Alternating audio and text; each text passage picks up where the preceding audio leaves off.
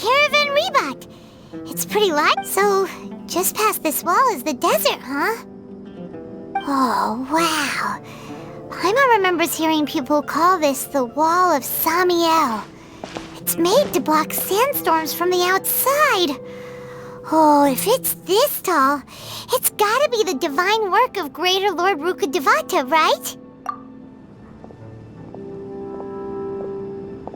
Enough gawking. Come on, follow me. Huh? Over here.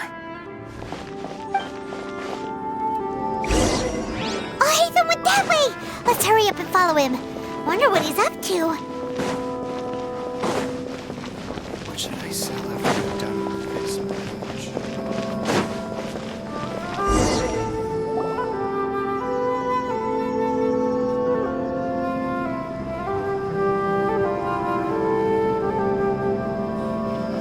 What the? Where did she go?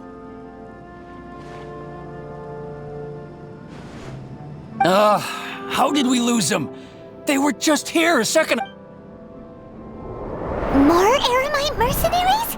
Who are they working for this time? Anyway, Traveler, it seems like we were being followed again. You were too careless. You should have noticed those hopeless amateurs trailing you a long time ago. There's no need to thank me. I've never cared to keep track of personal favors. All I did was correct a mistake I happened to come across. It's a habit I developed at the academia.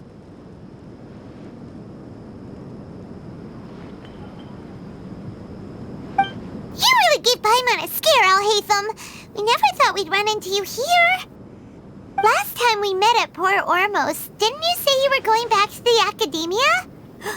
Wait, don't tell Paimon that you're here to take us back on their orders! Oh, so you've already landed yourselves on the academia's hit list. I can't say that I didn't expect it. However, had I wished to turn you over to the academia, don't you think you'd already be the Eremites' honored guests by now? Oh, right. You do have a point.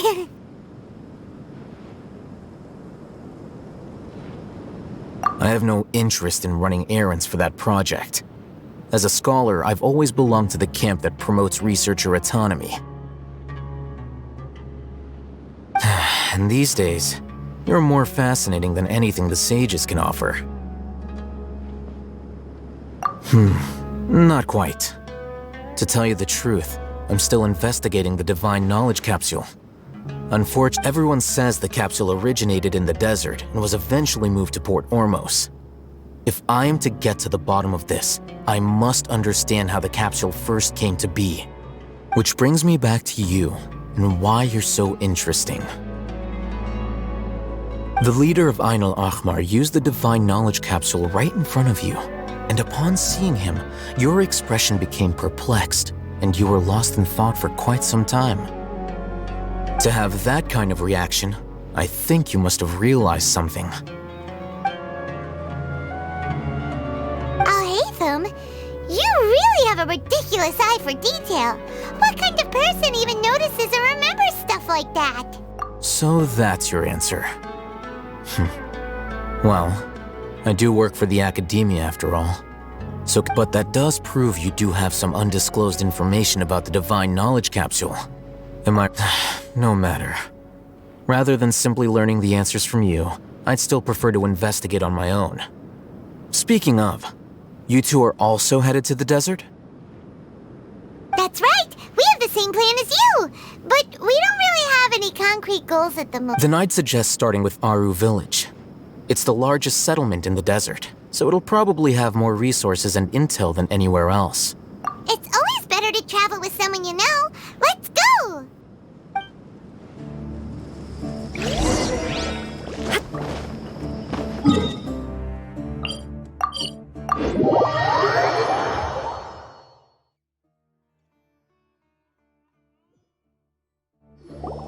Before us lies Aru Village, the safe haven of the desert folk. Whoa, this landscape is really something else.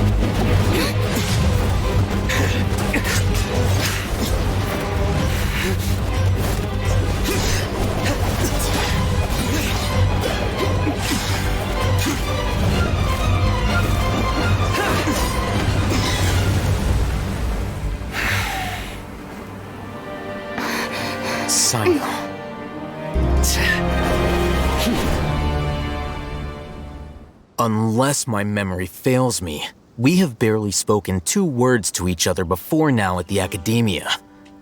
Would you care to enlighten me as to when and how I invited the General Mahamatra's wrath? Alhaitham, do not think you can escape my judgment just because you managed to escape my attack. Judgment? So that's how you'd characterize your actions here, is it? Or would elimination perhaps be a more accurate description?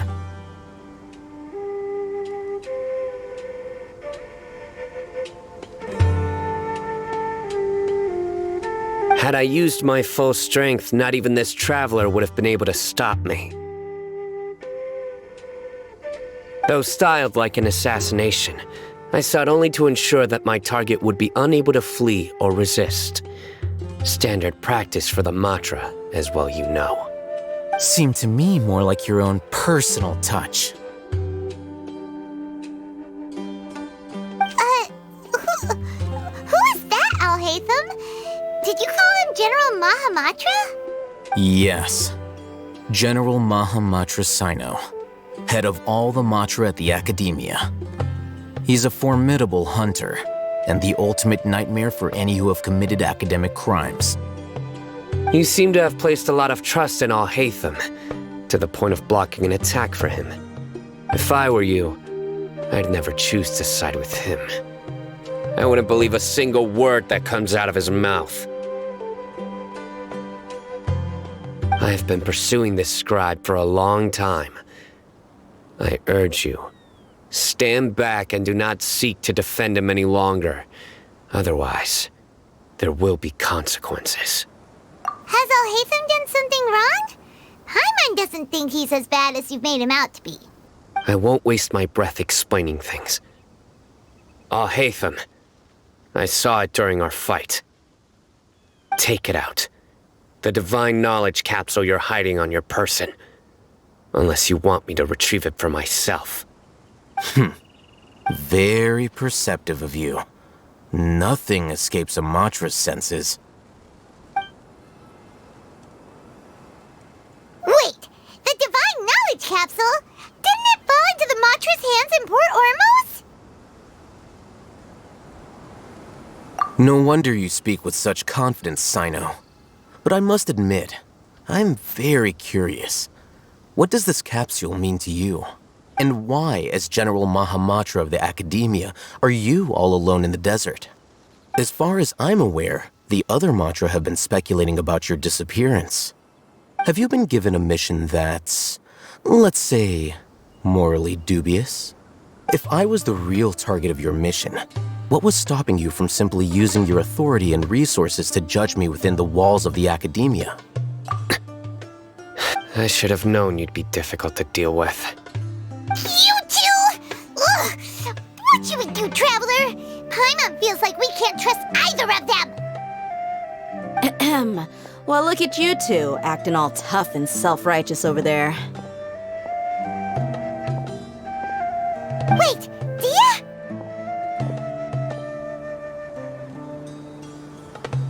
Great! Finally, someone that we can trust! You gotta help us out here, otherwise these two are gonna start fighting again! Yeah, sure looks that way. 2 giants from the Academia duking it out once and for all. Not something you get to see every day, that's for sure.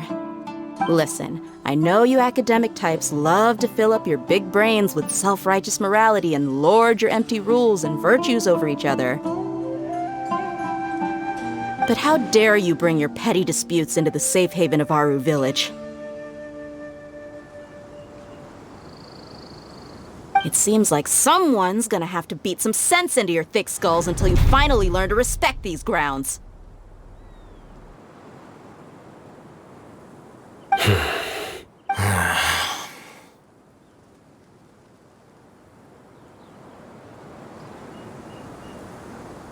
Hey, did either of you hear a word I just said?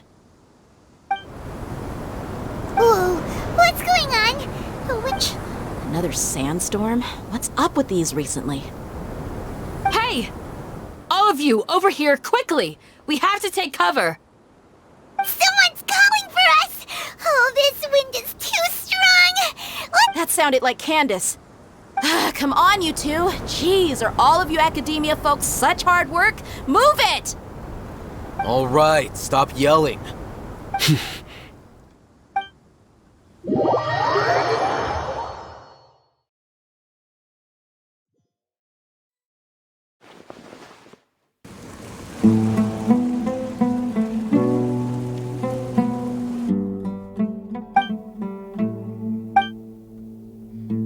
Well, this is pretty awkward. Hey, wanna play sardines with 3 people who wanna tear each other limb from limb? Sure, why not? Sounds fun.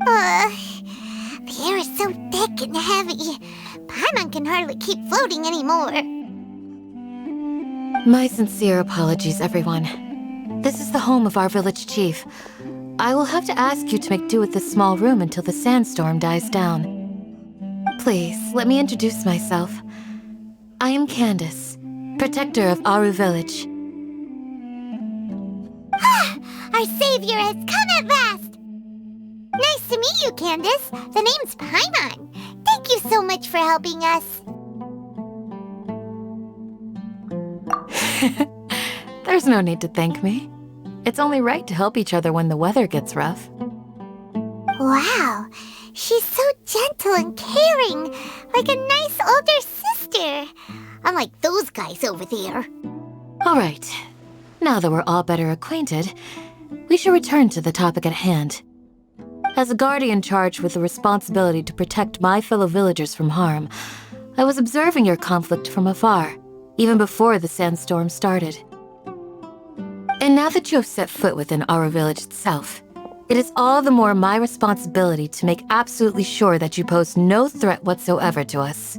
So please, have an honest and sincere conversation with one another and put your hostile feelings to rest. If anyone dares to start anything again while they are under this roof, I will not hesitate to send them out for some quality time with the creatures of the sandstorm. Oh, on second thought, Paimon may have misjudged Candace's character. And that goes for you too, Miss Dia.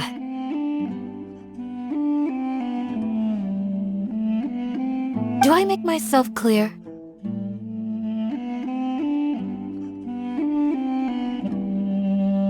All right, we got it, Candace.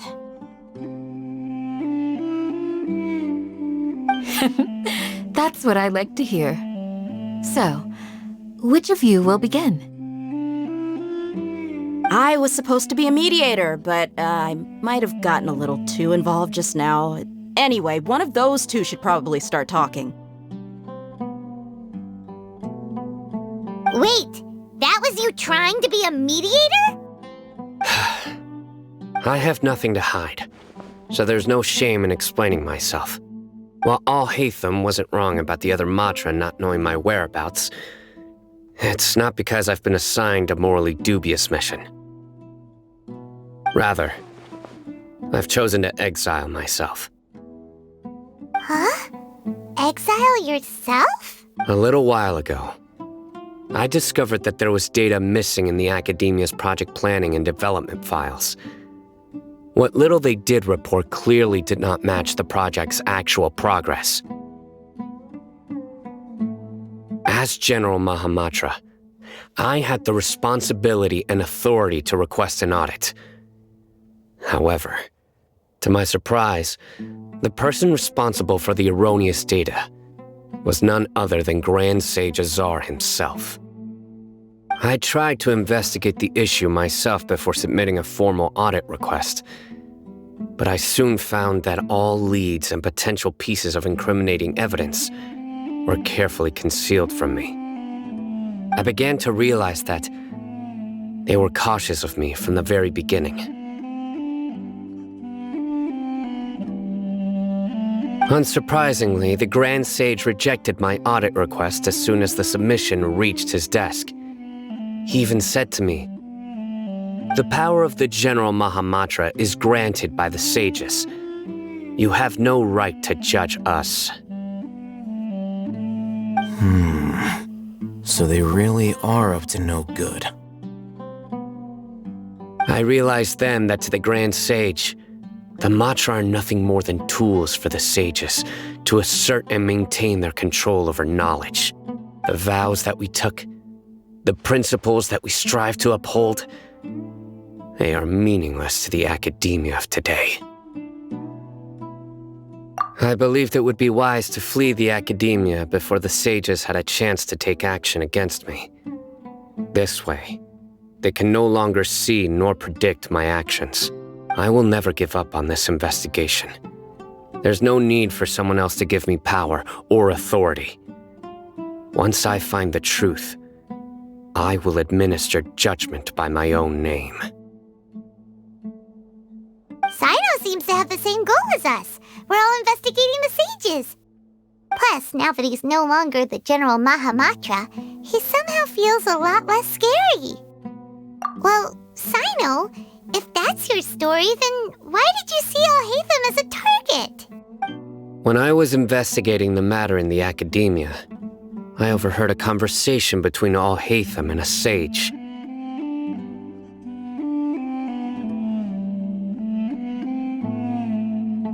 The sages asked you to investigate a blonde-haired traveler. Do you dispute this, Al-Haytham?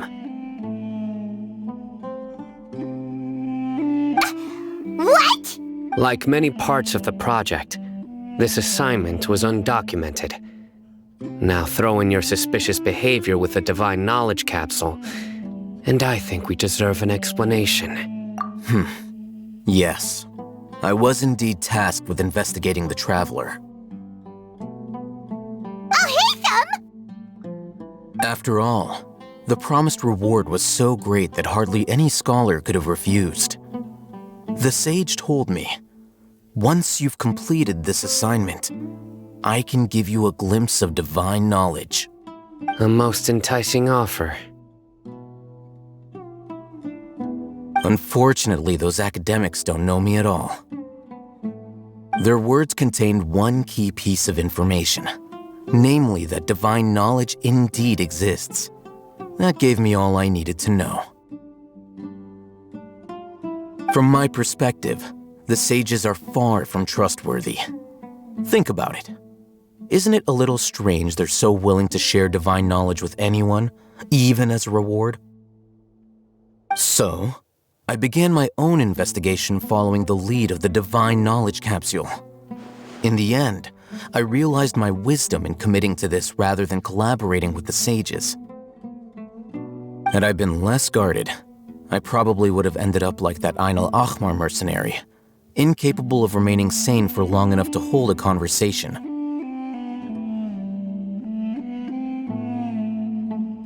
You mean that the sages originally planned to dispose of you, using one of those capsules that drive people insane?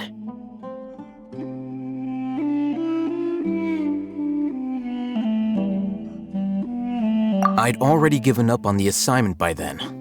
I only told the academia I was waiting in Port Ormos for you to appear so they wouldn't suspect anything. So it came as quite a surprise when I encountered my erstwhile target while investigating the Divine Knowledge Capsule. Criminals do love to talk about coincidences.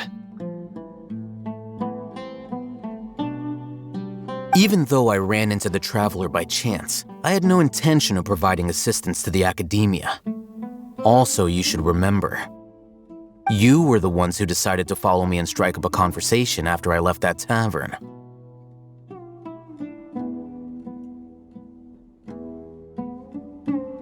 That's true. Alhaitham helped us out at Caravan Rebat as well. Maybe he's telling the truth. I'm willing to apologize if that's worth anything to you. I took the Divine Knowledge Capsule behind your back because I judged its existence to be a significant risk. I felt that it would be best for no one to interact with it before it had been properly studied. After all, curiosity often proves to be the most dangerous thing in this land. You should be well aware, Scribe Alhaitham, that curiosity can also lead you to danger and suspicion. Answer me this. Did the sages share any information about their project with you? Have I not made myself clear? You and I are both distrusted by the academia. Do you really think they would tell me anything? Fine. Although you haven't completely proven your innocence, I won't regard you as an enemy, for now. As you wish. Good. I'm glad to see you two clearing up your misunderstandings. And now you, Dia. I believe it's your turn. Oh, sorry. Whatever the boys were talking about must have been so boring that I spaced out.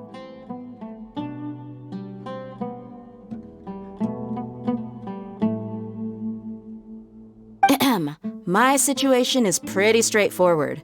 My employer, Dunyarzad of the Homayani family, is friends with the Traveler and is currently recovering from her illness at home. I had nothing going on, so I decided to return to Aru village for a visit. I was actually looking forward to a pretty exciting time getting back together with everyone here. But then I saw these two random guys in the middle of a pointless argument. It ticked me off, and things went downhill from there. Is that all? Well, I will admit that definitely sounds like your style. In that case, welcome back, Dia. That's more like it. I missed you all so much, Candace.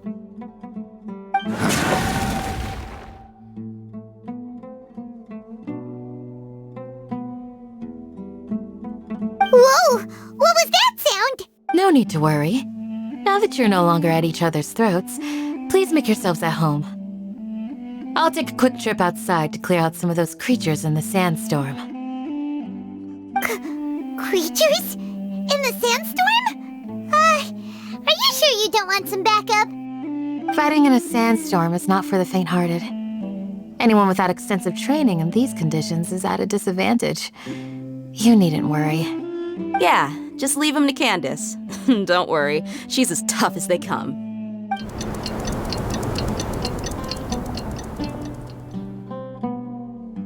The wind's died down. That means the sandstorm's over, right? Candace still isn't back yet, though. When you put it that way, even I'm starting to feel a little worried.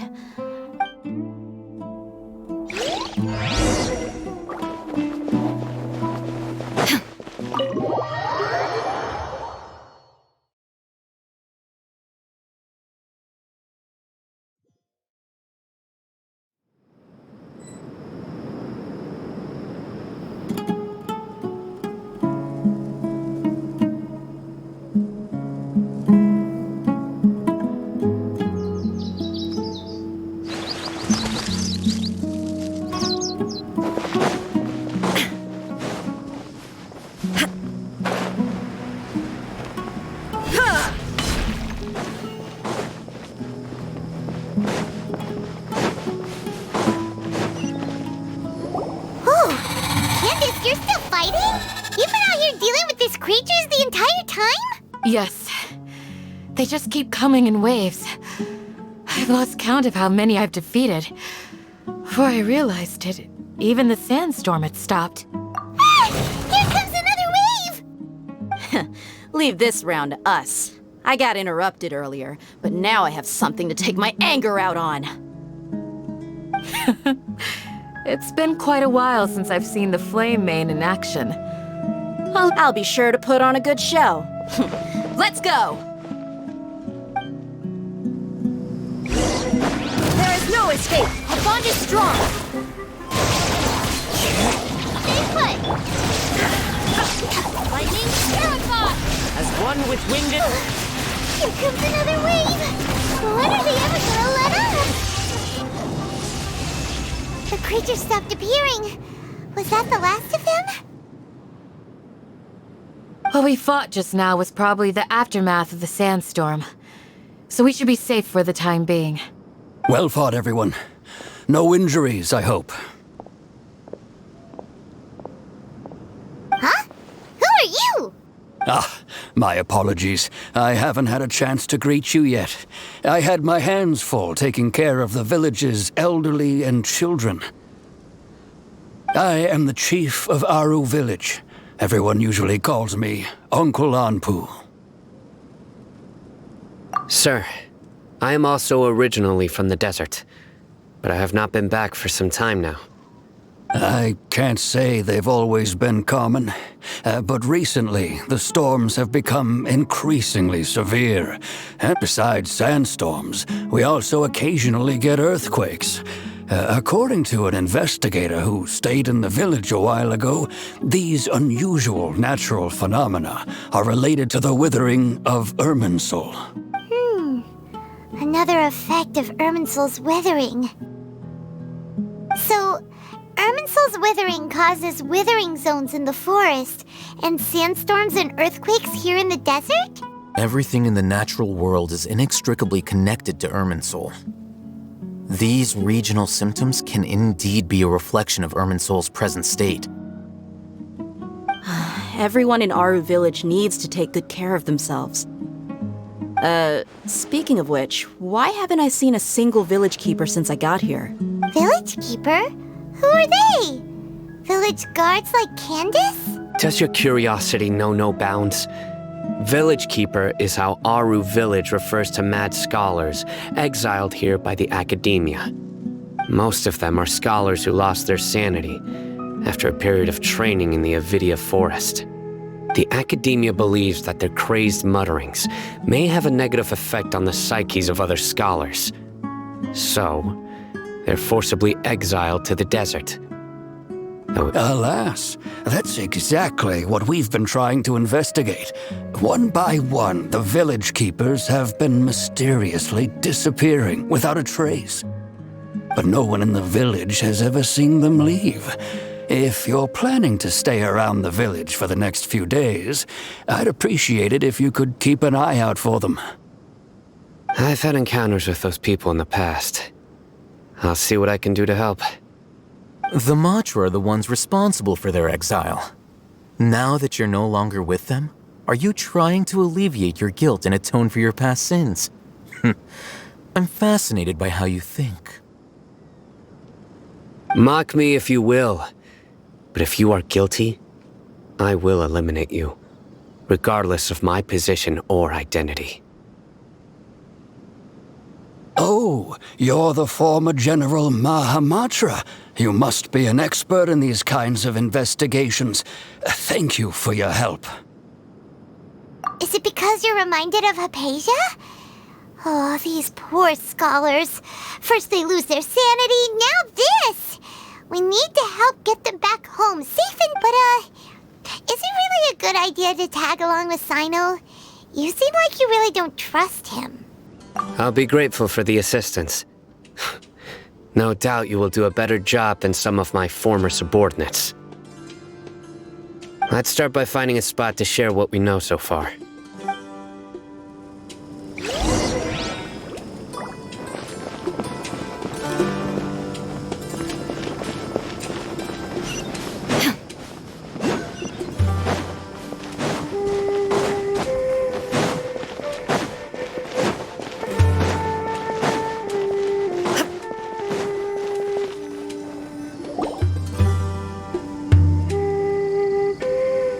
Although I've sent myself into exile, I'm still doing essentially the same things as before. Do you still have any questions for me before we start our investigation? One of my former subordinates told me that this title has its origins in a strange incident. The Academia has long exiled mad scholars to Aru Village. A mysterious phenomenon exists here. When mad scholars first arrive, they are as incoherent and deranged as before. But after spending some time here, they invariably begin to calm down. Initially, the people of Aru Village greatly resented having to take in the mad scholars. But a strange incident one night changed that. Aru Village was struck by the strongest earthquake in living memory. Seeing buildings on the verge of collapse all around him, the then chief of the village was preparing to take everyone to safety. Suddenly, he noticed a mad scholar crouching in a corner, caressing the ground with his hands. A soft, green light radiated from him, like a despite the powerful tremors that ripped through the ground that night. All the houses remained upright, almost as if they had grown roots reaching deep into the ground. After that, the people of Aru Village treated the mad scholars with greater kindness, and began to refer to them as the village keepers. The soft green light? A mad scholar protecting Aru Village? What do you make of it, Traveler? Paimon thinks so too. Actually, Sino, do you know if any of the mad scholars continued to wear their Akasha terminals at Aru Village? In theory, they would continue wearing them so the Academia could still monitor their activities. With that said, the main Akasha system would no longer have any interaction with them. Oh, no wonder! Everything makes sense then! Add in the fact that they calmed down, it was probably Nahida who calmed them. If you are able to draw a conclusion from this one story alone, then it appears you possess much more information than I do. So, what do you make of the story? Really? Lesser Lord Kusanali. What? You don't believe us? Lesser Lord Kusanali was definitely using the Akasha to give her power to the mad scholars! No, it's not so much that I don't believe you. I'm just struck by your reasoning. Lesser Lord Kusanali, the current Dendro Archon, is she really active in Sumeru? The Academia has always placed far greater importance on the late Greater Lord Rukkhadevata. They've more or less ignored Lesser Lord Kusanali, and I've never had any reason to doubt their views.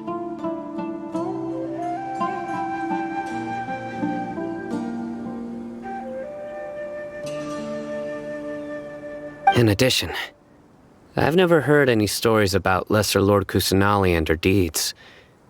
To me, she might as well have been a god that never existed. No way! Nahida definitely exists! She's a... how should Paimon put it?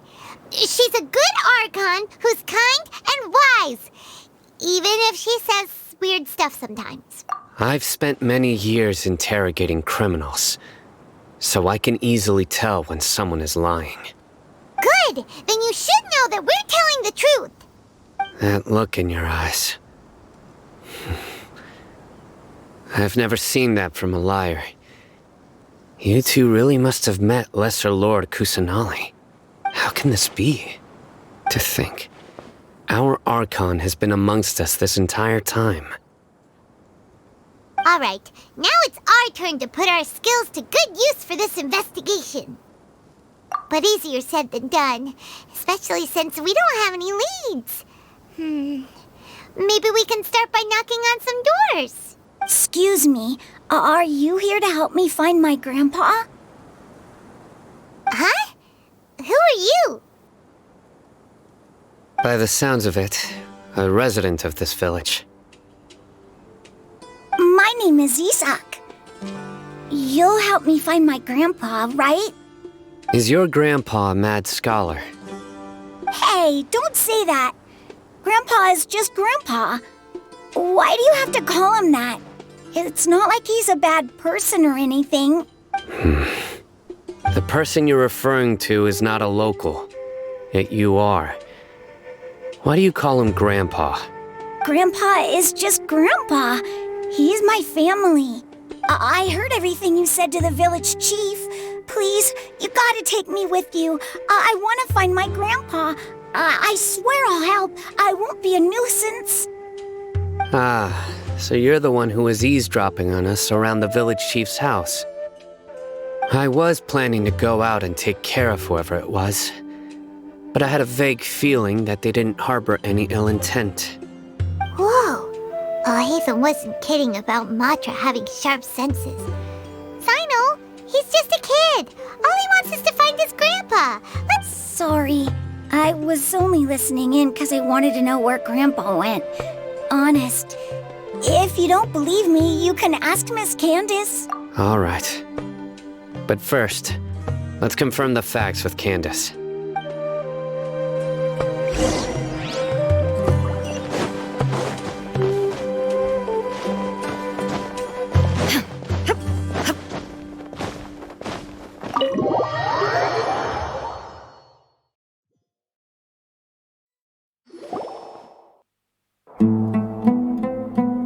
Sino is super vigilant. Ah, you're back already. We just wanted to confirm something with you. Do you know a boy by the name of Isak? I had a feeling he'd go looking for you. Huh? You knew this would happen? Yes. Although he tried his best to stay hidden, I still noticed him eavesdropping outside the window. He really wants to get his grandfather back. Isak's parents were both Aramite mercenaries who rarely returned to the village after finding employment in the city. He was raised by his grandfather. Unfortunately, it was only a few years before his grandpa passed away. Isak was still very young at the time, so various families in the village took turns caring for him so he could survive.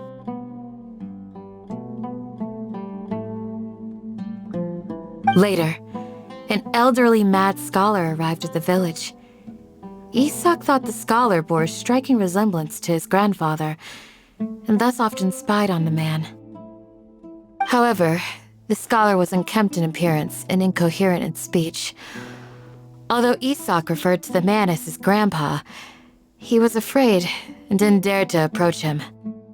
One summer night, the oft mumbling and bumbling grandpa suddenly calmed down and seemed to become more lucid. He even noticed Isak hiding in the distance. So Grandpa walked up to Isak and patted him on the head. He even took Isak to the entrance of the village, where he patiently taught the boy the names of the stars and accompanied Isak until he fell asleep. The next morning, Isak woke up and wanted to go find his grandpa again, only to realize his grandpa no longer recognized him. However, it's said that those who saw the scholar claimed he no longer appeared to be crazy, but appeared to be living in his own world, almost as if he were sleepwalking. Isak was thrilled that his grandpa was able to find peace and would follow him all the time, asking him things like, "Grandpa, want me to take you somewhere fun?" Or, "Grandpa, could you tell me stories about the stars again?" All this somehow just makes Paimon feel really sad. It seems like they both deserve so much better. Perhaps. Nearly everyone who lives in the desert has some form of hardship or regret. But even so, we must still continue on with our lives. It's also my reason for fighting. I must continue to protect this land.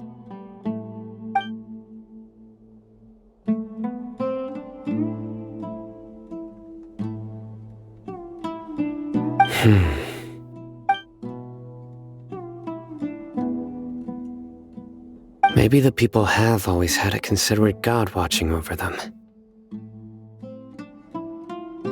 Huh? What did you say, Sino? No, nothing. As long as Esau keeps his word and doesn't get in our way, we can take him along. Perhaps you are more compassionate than I gave you credit for. Please accept my thanks on Isak's behalf, Sino.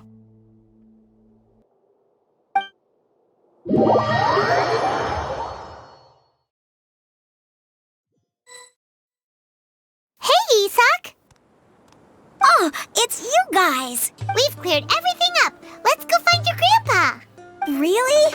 Wow! Thank you so much! Yeah! All right. Let's ask the local residents some questions first.